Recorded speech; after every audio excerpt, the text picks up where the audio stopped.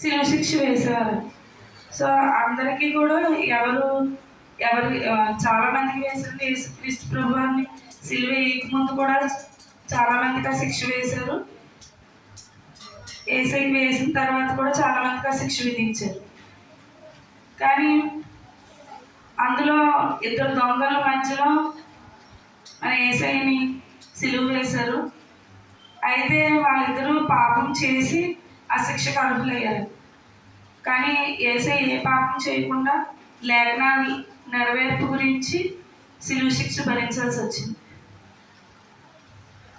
అయితే ఆ క్రమంలోనే మొదటి మాట దేవుడు పలికిన తర్వాత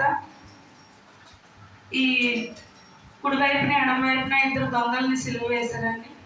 వేసినప్పుడు ఇద్దరిలోని ఎడమవైపు దొంగ అయితే అపహాసంగా మాట్లాడాడు. నువ్వు రక్షించుకుని మమ్మల్ని కూడా రక్షించలేవా అని చెప్పి. సో కుడివైపు దొంగ అయితే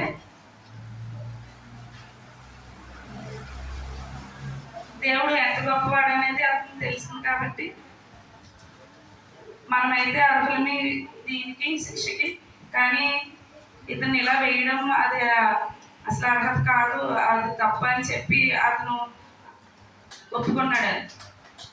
సో దానివల్ల ఏంటంటే అక్కడ కింద ఉన్న వాళ్ళు కూడా చాలామంది చూసిన వాళ్ళు కూడా చాలా అద్భుతాలు చూశారు.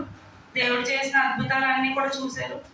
కానీ వాళ్ళలో కూడా కొంచెం మంది అదే చనిపోయిన వాళ్ళని కూడా బ్రతికించాడు కదా, తను బ్రతికించుకోలేరా అని అన్న వాళ్ళు ఉన్నారు. అదేంటి ఇతను ఏ తప్పు చేయలేదు, ఎందుకు శిక్ష వేస్తున్నారు అన్న వాళ్ళు కూడా ఉన్నారు.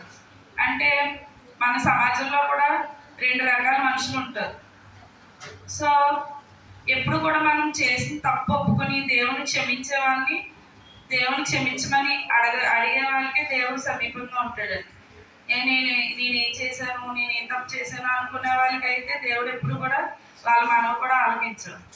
సో ఇక్కడ ఈ ఇద్దరు దొంగలలోని కుడివైపు దొంగ దేవుని అర్థం చేసుకున్నాడు. అతను ముందు ఎన్నో పాపాలు చేశాడు, కానీ ఎన్ని పాపాలు చేసినా కానీ చివరికి ఒప్పుకొని దేవుడు అంటే గొప్ప దేవుడు అని చెప్పి అతను రియలైజ్ అయ్యాడు. కాబట్టి దేవుడు పరదేశంలోకి తీసుకువెళ్ళే అర్హత సంపాదించాడు.